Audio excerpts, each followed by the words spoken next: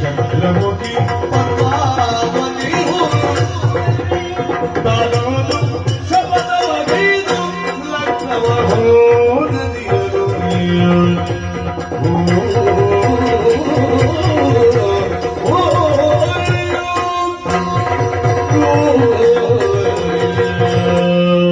ಪ್ರಪಂಚದಲ್ಲಿ ಸಂಚರಿಸಿದಂತಹ ವ್ಯಕ್ತಿಗಳಿಗೆಲ್ಲರಿಗೂ ಕೂಡ ಯೋಗ ಇದ್ದವರಿಗೆ ಭಾಗ್ಯ ಇರುವುದಿಲ್ಲವಂತೆ, ಭಾಗ್ಯ ಇದ್ದವರಿಗೆ ಯೋಗ ಇರುವುದಿಲ್ಲವಂತೆ.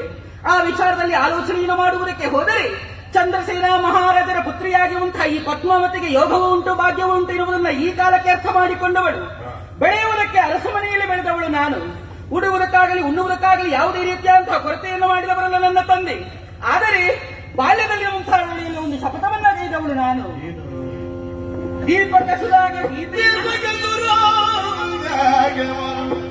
ಹಾಡುದ ದೀಪ ಹೊತ್ತಿಸಬಲ್ಲವನೇ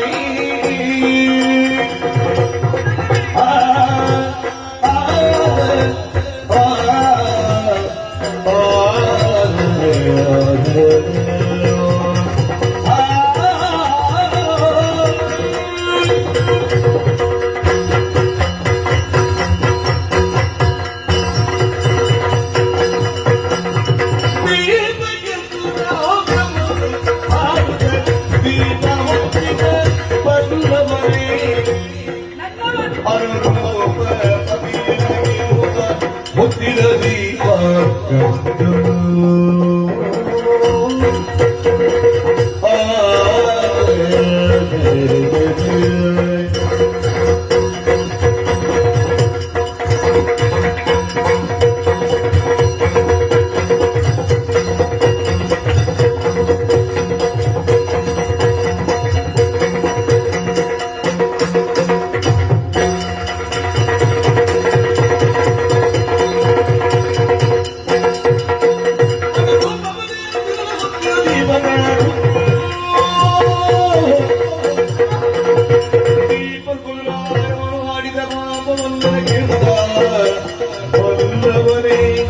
ಅದು ರೂಪ ಮಾತಿ ಜನಗೆ